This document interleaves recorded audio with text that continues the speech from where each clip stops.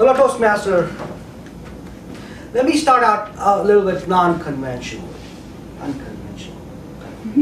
Let me tell you about what this session is not about. Let me make a list.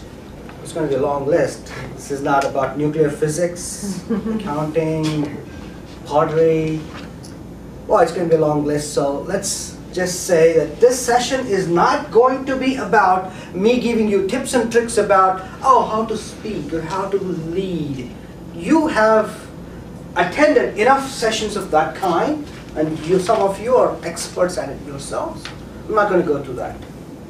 What I am going to go through in this session is identifying certain paradigms that we speak in, certain paradigms that we lead people in, and identifying the problems and challenges of those paradigms, and coming up with some creative problem-solving situations for those paradigms. Okay. So what's the current paradigm that we live in? My son asked me a question the other day. He said, "Dad, what is your scariest moment in your life? What was your scariest moment?" I didn't know the answer. I just gave him a lame answer, but I thought of my scariest moment. My scariest moment was, of course, public speaking. Not the first time I gave a public speaking. The second or third time, I think, third time. This was a debate competition in school time. There were like 200, 300 people, and they called my name out. I was so scared. It was like a surreal moment, like a nightmare. Going through the nightmare, and I was almost certain that I would have the heart attack. It was so scary. So what we do, in order to overcome the fear, we join Toastmasters. And then we overcome the fear. And then we realize people are not scary. Right? Well, a couple of you are, but it's joking. Okay, so we do that. We overcome the fear of people looking at us. Everybody looking at us. We overcome that. And then we give speeches, and then we give evaluations, and then we do table topics, we impromptu speaking, then grammarian, account, all that. Very good. And our growth happens, right? And we grow. And then what happens? Beep, beep, beep, beep, beep, beep, beep, beep, beep, beep. We hit a plateau. We keep coming to Toastmaster clubs over and over and over again. Where's the growth? Right? We want to grow, but nothing's happening. We're stuck. So what do? Sometimes we go to these district conferences and we watch these amazing keynote speakers come and give these amazing speeches. And we look at him and say, look at that guy. He came here and he did this. I'm going to do this. But you can't do this because that's his. Your style is different. You can't do that. You can't steal his style. You can't steal his jokes, his mannerisms. You can't do that. So what do? Then you go to our world champions, the people we look up to. And the world champions, from where they stand, they give us advice. They tell us, stage time. They challenge us. I've given this speech 300 times. How many times have you given? And we say, whoa, 300 times? Oh, what? We don't know what to do. But here's the thing. That methodology, 300 times, or doing all of that, if I may give an analogy, how many of you are hackers? I knew. Now, hackers, if I use the incorrect analogy, just beat me up. Not right now, afterwards. The analogy is, if you want to break a password, let's say, what do? There are two methods. Maybe there are several methods. Two methods are, first method is, you take all your power, computational power and juice, and you go at it. Sometimes you have a solution. And that's the 300 times. What happens when you give speech 300 times? You use 300 times, you give it, get evaluation, change it. Evaluation, change, evaluation, change, evaluation, change. After 300 times, hopefully, you're good. However, have you heard about the people who have given speeches 300 times and still not good at it?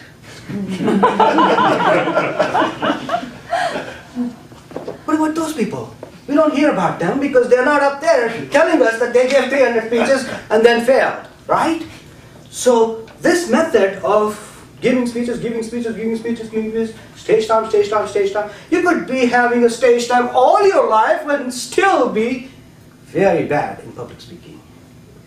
That's the truth. So this methodology, the first methodology where it's called brute force, right? You take all your juice and sometimes you get lucky.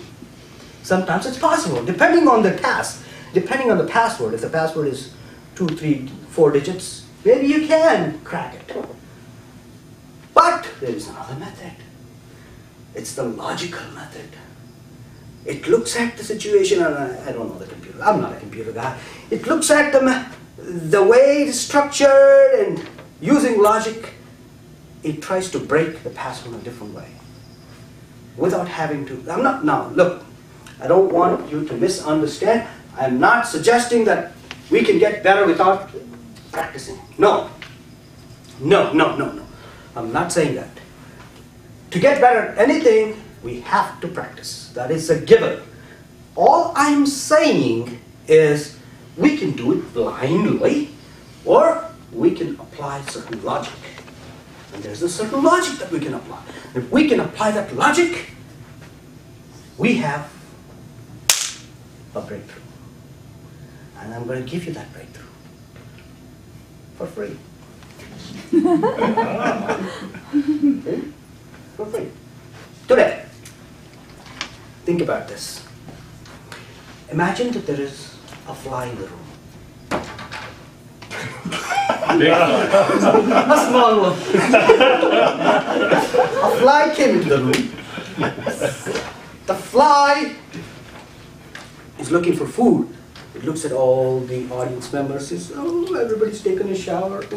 Oh, the speaker tries to come here. And after the fly gets its share of food, now the fly needs to fly away. What does the fly do? The fly tries to go away. He looks out. He says, oh, look, I can go out. Goes, pip, hits against the window. It falls down. Gets up, hits against the window, falls down. Over and over and over again, 300 times.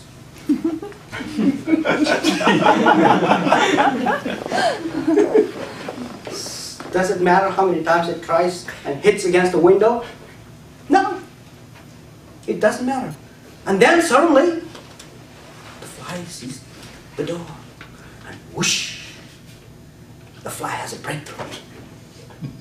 Right? It matters where the attempt is made. It's not just the number of attempts. It's how you attempt. Right? Now, when I say breakthrough, you probably have some ideas about breakthrough inside your head. Oh, breakthrough! I used to be in the gutters taking drugs and all that. Now I had a breakthrough. Now look, I'm a contributing member of the society. No. Breakthrough does not have to be so dramatic. Breakthroughs can be very, very small. For example, when I speak, sometimes I lower my voice so low that sometimes audience cannot hear them. So if I can find a way to speak in a certain way that everybody can hear all the time, I've had a breakthrough. That is enough. That much is enough. When I send emails for all the presidents of the clubs to do something and they don't follow through, and then if I can find a way to send an email out so that they can respond immediately, I've had a breakthrough. Breakthrough doesn't have to be huge. So with that in mind, let's have a breakthrough exercise, shall we? I'm going to give you an exercise.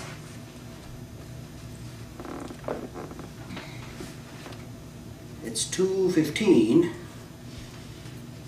let's give you like 5 minutes because you guys are smart. Those of you who are not smart, please raise your hands. We'll give you more time. So, oh, Kurt is done. Nice. If you finish it in 4 lines, try 3 lines.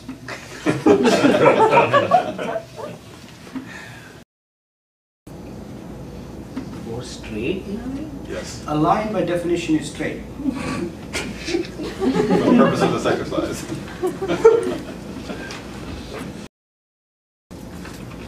Yes? Done? All right. If you're done 4, try 3.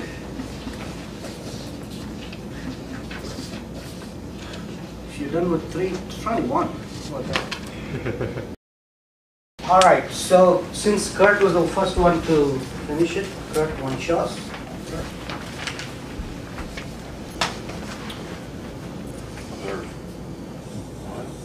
Pressure's on now. 2, 3, 3. 4.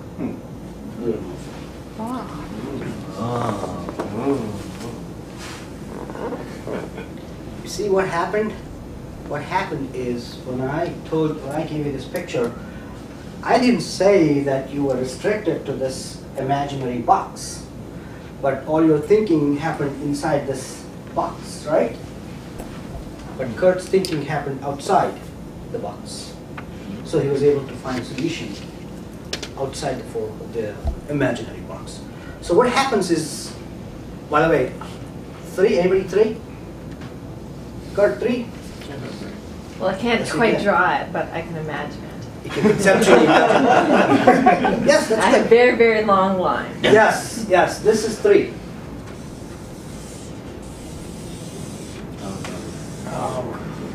If you take it far enough, it's 3. If you're on a sphere, Technically, Tilted. yes, conceptually, not right here in this one, but conceptually it's 3, right? How about 1? if you map it to a sphere, you can do it on a finite space. Remaining Actually, yes, yes. Yeah. People, because I didn't give you any constraints, right? You can take this, and this, strips, put them next to each other and draw a line. It's 1 line. Take a big highlighter, the marker, and draw 1 line. No constraints. It's because we make these constraints in life. We have these problems. We have these imaginary challenges. You have another one? No, I will take this one for the sake of the exercise, but Yes. I don't think this is mathematically right. So Which Well, one? the dots are fatter The than the 3 pen, lines. so if you go out far Yeah. enough, Yeah. you connect the 3 on Sure. an angle. Okay, I'll go through That's the why I center can then. actually draw it. yeah. It Right. doesn't say you have to go through. Yeah, so if these are fat, you go this way. You go Sold down them far too. enough. I did the 4 line thing. So, all right. Okay, so now here's the deal. How do you succeed, right? Success. How do you succeed in something? Whether it's the 9 dots or in just life where you may potentially have these restrictions. There are thousands of CDs, books, seminars on success. Thousands and thousands. You can spend millions of dollars on success. But I've taken all of that and boiled it down to 4 steps for you guys. 5 steps for you guys. I'm going to give it to you for free. No charge. Unless you want to donate. The formula for success is simple. You do these things, you will succeed. It doesn't matter what. You will succeed. Number 1, set a goal with a deadline. Okay? Number 2, surround yourself with people who can support you. Number 3, take action. Number 4, when you fall down, find out why you fell down. Number 5, take action again. That's it. Simple, 5 steps. If you can follow these 5 steps, you will succeed. Now, you know what? Of these 5 steps, the hardest one is the 4th one. Number 1, Yeah, you can have deadlines. Most people don't, but you can create goals with deadlines. Number 2, yes, you can surround yourself with people who can help you. That's true, that can be done. Number 3, action. Yeah, we all take action. There's no such thing as not taking action. I don't know. Breathing is an action. We take action. We know how to take action, right? Now, number 5, when you fall down, you can take action again. Yes, people have done that. Number 4, it's hard. It's hard because you need to realize why you failed, and instead of going towards the window, go towards the door. You got to do that, right? Because otherwise, you'll keep hitting against the window. You need to change directions. The 4th step, because we don't know. We don't know why we fail. There are so many reasons.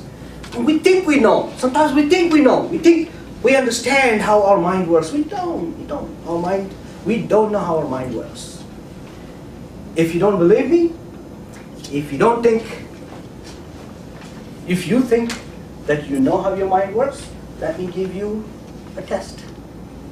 Let me give you a test to understand how your mind works. Your mind, not my mind, your mind, okay? Here's the test. Scenario number 1. This is a famous experiment, by the way. This is not invented by me. It's called a trolley. Anybody know trolley example? All right, a couple of you. In this trolley example, what's going to happen is there's a trolley coming from this direction, okay? And on the trolley tracks, there are 4 maintenance workers working on it. So that trolley is coming, and those people don't realize it. And then if nothing is done, if you don't do anything at all, that trolley will go over them, and those 4 people will get killed. Okay? If you don't do anything at all. However, you're sitting in this glass tower. And in the glass tower is this switch, the red switch. If you press the red switch, the trolley will change direction and it will go this way. On this track, there is 1 maintenance worker working on. And the trolley will go and kill that person. Okay? Don't overthink this. They're all the same type of people. There's no difference between the 4 people and 1 person. There is nothing else you can do. The only thing you can do is press the red button. Otherwise, that's it. You can't call the cops. You can't go jump and yell at them. There's nothing else you can do. Those are your 2 options. You can just sit, do nothing, or press the red button. In which case, it'll change direction. This 1 person will die. Okay? The question for you is, how many of you will press the red button? All right. Most of you. Scenario number 2. Scenario number 2. There's this trolley coming. It's going this way. And on this track are 4 maintenance workers. And if you don't do anything, you go over them and the 4 maintenance workers will die. That track is going below a bridge. Okay? So on that bridge, you're looking down at the track and you see the trolley coming. Next to you, there's a big guy standing as well, looking down. What you can do is push that guy onto the tracks. And that guy will die, but that guy will stop the trolley, so those 4 people will be saved. Again, no, you can't jump. If you jump, no, it won't stop the trolley. There's nothing else you can do, and no, he will not overpower you. And no, there's no legal complications, nothing, no. There is nothing. No one will hold you liable, okay? Nothing is going to happen. The only thing that can happen is you don't do anything, or you push that guy, and the guy will fall down, okay? So he won't get mad at you, he won't overpower you. Don't think of anything else. Those are the only 2 options. With that being the case, how many of you will push this guy over the tracks? Aha! Just 1 person. Amazing how your minds think. I gave you 2 scenarios where you are sacrificing 1 person for the sake of 4 people, In the first scenario, most of you wanted to sacrifice that person. The second scenario, I just gave you the same thing in a slightly different way. None of you want to sacrifice that person. So what's happening in your minds? You see, in your own minds, you have certain things that are going on that we may not necessarily realize. So what's happening in your brains, according to the psychologists, this is what happened in your brains. What happened in the first case is you were far away. I told you you were far away. I told you you were in a glass case. So you were removed from that scenery. So what happens, your prefrontal cortex, the front part of your brain, started thinking and started rationally thinking about it and said, you know what? One person sacrificing one person for the sake of 4 people is good. Let me do it. Rational part. The second case, what did I tell you? I told you you're sitting right next to this guy, so a human being, a fellow human being. You're touching that person and making him fall down. Oh, there's empathy involved. You start feeling that person's pain. And then you say, oh, no, you know what? I don't want to do it. Even though it's irrational, even though you see those 4 people. Because you start recognizing this person more than those 4 faceless people. That's what happens. So emotional brain, which is that part of your brain, started functioning, and then you said no. You see what I'm saying? We don't realize how our thinking happens in our own mind. And the example that I gave you just now, it rarely happens in real life. Rarely do you have just 2 options. You have multiple options. You can either go to this contest or you may not. You can either go to this seminar or you may not. You can be an officer or not. There's no immediate, you wouldn't know, oh, if I run for being a division governor, what's going to happen? There's no immediate examples of this is exactly what will happen if you become a division governor as opposed to not becoming a division governor. Real life is messy. When you take actions, you don't know the results. You don't know the results of taking that action, if it was a good result or not. It's so much more complicated. The real life is so much more complicated than the simple example that I gave you. And even the simple example, we don't understand ourselves. So imagine what would happen to this complicated, messy real life. And that's why what's important is we need to understand. We need to understand how our minds work. And the more we understand it, the more we are able to recognize those patterns. And the more we recognize those patterns, more we can shift them. Rather than saying, you know what, I know how I work. I understand. No, you don't. We don't. We do not understand. I just gave you an example of how we don't understand how we work, how our brain works. So it's important. It's important that we give some thought to how we get motivated. What's the reasoning behind the actions that we take? And once we understand that, once we give more thought to that, then we could change direction from the window to the door. And then whoosh, the breakthrough happens. So that's important. Trying, yes, it's important to try, but it's important to try smartly. Rather than using brute force, use logic. Okay, now that I've set the stage for breaking these patterns, understanding these patterns that happen inside us, let's understand what's keeping us in those patterns that we have inside, and then we'll find out ways of breaking. Okay? So now what we have established is, that we don't really understand what goes on in our heads, but we think in this box. So it's important for us to understand what's happening in our minds. And once we understand them, then we break them. Now, we don't have to break them for the sake of breaking. If it's not working, then we break them and form new pathways. If our pathway is going towards the window, we look at it and realize, oh, this is going to the window. Let me change it. And then form a new pathway. Okay? So what are the reasons? What makes us go towards this direction? Three things. Three things make us go towards this. Number one, fear of the unknown. That's a thing that you've already heard about, right? You know that. You know what that means. Let me give you an example. I don't want to pick on anyone, but I have to. But that person might be offended. Let's see. Let me just take a hypothetical person. Okay? If I were to ask, imagine yourself in your mind, okay? If I were to ask you to come here and give a speech, right? If I ask you a simple question, it doesn't matter, it's not the content that's important. If I were to ask you to come give a speech, what would you do? You would come and give a speech, do that speech, right? Now, imagine this person giving a speech, and this is how they give it all the time. Say, I'm here, I'm doing this, I'm doing this thing.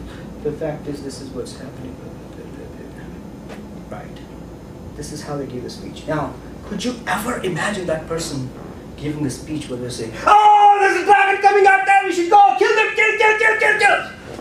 They would never give a speech like that. Never, ever. Can you imagine yourself? Each one of you has a style of giving a speech, each one of you. And every time you come up here, that's exactly how you will speak. That is exactly how you will speak. If you were to record your speeches, now I'm not talking about these other things, like I said in the beginning, I'm not talking about the ahs and ums or the structure of your speech or the vocal variety. I'm not talking about that. What I'm talking about is a certain style that you have, speaking style. And that is how you give all your speeches. Do you agree? That's how you give your speech. Now, let me ask you a question. How did you get that style? Did you say, let me try this style, let me try this style, let me try this style. Oh, now that I've tried all the styles, let me pick this. This will be my style. Oh, that's not how you picked your style. Since you were a baby, you started speaking, and when you spoke to different people. People had different influences over you. And based on how the people talk to you, you were either shy, or you were talkative, or you were this, or this. You started speaking in a certain way, a certain fashion, and based on all the things that influenced you, you have a certain way of speaking. And that's how you speak. Depending on the speech style, maybe you change a little bit. Right? If it's a quiet speech, you do it humorous this way. But that's about it. This is your style. And then what happened? This style became comfortable for you. And this is where you're stuck. Because that's comfortable. You will never do it this way unless you actually go do something crazy. I teach public speaking at a university, and what I do is I recognize people's styles and I ask them to do something drastically different. That is completely unnatural to them. But some people are quiet and they give a speech like this. I ask them to scream at the top of their lungs, even though it's unnatural, even though I don't expect them to give a speech like that. I just ask them to scream! Just to get out of that mold. Right? But you never do that. You don't do that. And if you go to these people, the people who evaluate you, evaluations are good, but the evaluations are done based on, oh, your structure was like this, you spoke this way, maybe you should speak this way. Mannerisms, gestures, I'm not talking about those things. I'm talking about your basic style of speaking. How do you know the style of your speaking is optimal for you? How do you know that? Maybe you should completely change the way you speak. The style should be completely different. But you don't do that. Why? Because you're scared. You're scared of doing anything else. Fear of the unknown. And this could apply to leadership as well. Maybe there's a certain way you deal with other people. Maybe if you want to influence someone, there's a certain style that you have. Think about it. You don't know that because trolley example. You didn't even know that simple thing, but how would you know this? This is much harder. So every time you speak to someone and say, hey, can you do this job for me? There's a certain style that you have. You don't know how to break that. Forget knowing how to break it. You don't even know that you have that kind of style. So it's important to understand that we have a certain style. Okay? The second thing that's box us down is the instant gratification. If I tell you, well, this is your style, you got to do it differently, and you try, doesn't feel good. Because you want instantly to feel good. It's not going to feel good for a long time until you feel comfortable doing other things. But we don't like to do that. If I were to tell you, if you always had a certain tone in your emails when you ask people to do things for you, if I were to say, well, this is how you should do it, you don't like it. It doesn't feel natural to you because that's not how you are. And then you try for 2-3 times and then you go back. Because you want things to happen instantly. And the third reason that you feel this way is the bias. What is bias? Let me tell you a story. 2:40. Whew! I have 10 minutes. Let me tell you a story quickly. 10 minutes, okay. The third thing is bias. Let me give you a quick story, okay? There are 5 monkeys in a glass cage. What the scientists did was they put the banana on the top of the cage, and they put a ladder, okay? So anytime any monkey went up the ladder to fetch the bananas, they sprayed cold water on all the monkeys. So pretty soon the monkeys learned not to go up to fetch the bananas. So they stayed away from the bananas. And then what they did was they took away the cold water sprinkler. They took it away. They stopped doing it. But the monkeys were afraid, so the monkeys didn't go up. They took one of those monkeys, replaced with another monkey. Now, the new monkey came in, started climbing the ladder. All the other monkeys were afraid because, they have been sprayed with cold water. So they started beating the monkey up. Don't go. So pretty soon, that monkey learned its lesson. The monkey stopped going up. Because, hey, every time I go up, the rest of the monkeys don't like it. Now, what they did was, they took another monkey, replaced with a new monkey. The new monkey came in, started going up the ladder. All the other monkeys started beating up this monkey. Even the monkey that was replaced before, even that monkey started beating up the monkey. Remember, when all this thing was going on, there was no cold water. The cold water has been taken away. Now, pretty soon what they did was, they replaced all the monkeys. Now they have 5 brand new monkeys like this, one by one. Now they have 5 brand monkeys. None of these monkeys have been sprayed with cold water, and yet none of the monkeys are going up to get the bananas. And if you were to ask the monkeys why you're doing this, they would probably say, this is how we've always done it.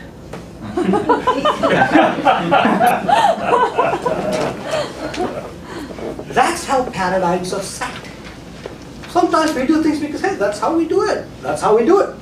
I mean, I can question things in the way we do it in our club, and we can all question those things. Why do we do it? How we do it? Because that's how it's obviously done. So conformity with being with what everybody else is doing. That's another problem. Because you see how all these problems are making you just stuck like this? So how do we get unstuck? 6 minutes. I just have time to just give it to you. I wish I had more time to actually explain those things, but number one, the first thing that you have to do is taking risk. What does that mean, taking risk? There are 3 types of people when it comes to taking risk. Number one, first type of person is person is a safe person. The person, for example, if you take in terms of job, this person is, he hates his job, doesn't like his job. He's happy when Friday comes along. He's frustrated, stressed out on his Sunday night. He hates going to the office. But he's kind of comfortable, doesn't want to take any steps. Even though he hates his job, he doesn't want to do anything. He's right there. He's a safe guy, okay? He's not taking any risks. On the other hand, on the other extreme is this person who takes loan from his 401k and goes to Las Vegas to gamble. He's the man of the move. He takes risks. But if his life feels like he's falling down the cliff all the time. Now, I'm not suggesting that you should be here, obviously. I'm not suggesting you should be here. But in the middle is the guy who takes calculated risks. He understands he doesn't want to be there. He understands he doesn't want to fall off the cliff. But he rationalizes and says, oh, you know what? This is what I should do. This is the step I should take. And maybe for you, it is planning out the kind of speech that you want to give. Maybe for you, it's going and talking to someone outside of Toastmasters and saying, hey, can I give a speech to this 200 people? Can I give a speech? I don't know what that is. You have to find out yourself. So that is the kind of risk-taking that I'm advocating. The second one, let's just go faster. The second one is emotions. Now if you don't realize the power of emotions, then you're not gaining from the inside. The emotions have a very profound, strong, powerful presence in what we do. If the prefrontal cortex that I told you about, if that is the steering wheel, emotions are the fuel. So we have to understand how emotions are driving us. Now, because the fuel is pushing us in such a powerful way, even though we want to go here, it could go here, right? It's important to understand these emotions. So what I would suggest is you do is, whatever it is that you have in your goal, right? In your communication goal, leadership goals, if you want to do that, understand what's the emotion behind it. Understand how you're feeling. When there's a table topics, table topics is a good example. Someone asks you a question on table topics. How do you feel? Do you feel scared? Do you feel excited? How do you feel? Do you raise your hand? Do you volunteer? If you don't, why not? Understand those emotions that are happening inside you. And what I would suggest you do is you start tracking them. If it means writing them down, that's good. Otherwise, if you're being aware of them, that's good enough. Rather than just saying, oh, I don't raise my hand, try to understand what are the emotions that are going through in your head. When someone asks you a table topics question and you don't raise the hand, why not? Is it you raise the hand when you feel comfortable about answering the question? Whatever it is. So what I'm saying is be aware of these emotions. The last one is a very good one. I wish can we take 5 minutes? I have 3 minutes. Yeah. All right. So quickly, I want you to remember these things. This thing I was telling you about. In order to break from this one, if I tell your rational brain break from it, you won't break because you're always thinking this way. Okay? So you will not go outside of this. What I want to do today is get you guys outside of it. So get you guys, remember this guy who was speaking like this, and he would never do this one, right? So what I want to do is, remember the guy I was telling you about my class? He would be speaking very slowly, and I would ask him to speak unnaturally. That's what a variation of that I want to do with you, with your minds, okay? So I want you to think of a problem that you have in your communication, leadership, whatever that you want to solve. I will not be asking for you to answer that, okay? Just think inside your heads. A problem that you want to solve. A real problem. Think about it. That you want to solve, okay? What I want to do is, if I ask you to solve that problem, let's say it's, people do this all the time, right? Oh, let's brainstorm. When you start brainstorming, what happens is, you're in this, right? Because you're always there. Brainstorm, it doesn't work that well. Okay, so what I want to do is, instead of brainstorming, I want you to get here. So what I'm going to suggest may sound very crazy to you, but please go with it, okay? I got 4 minutes, go with it. All right, so what I want you to do is write down a sentence. I'm going to give you a word. and you are going to write down a sentence of how you will solve the problem that you just thought of using this word. Okay? Okay, the first word is pressure. Pressure. Pressure. Write a sentence of how you will solve this problem using the word pressure. You don't have much time, so I'll ask the next one.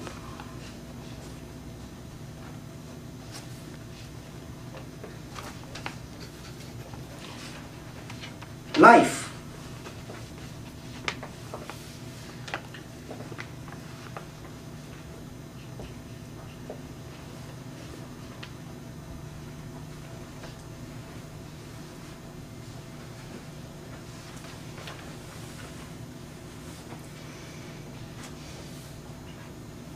Stick.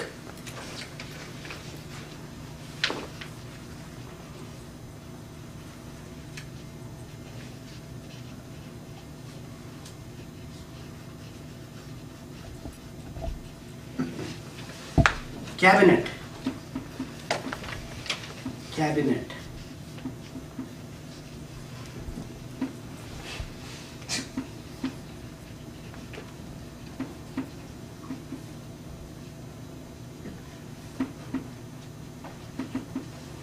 Foam. Foam. F-O-A-M. F-O-A-M.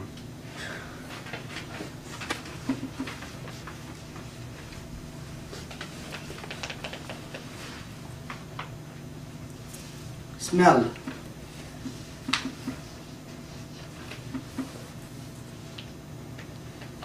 Don't think too much. Just what comes to your mind, go ahead and keep writing it.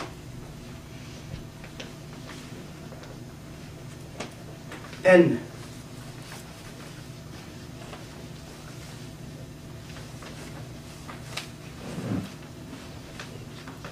All right, let's stop here.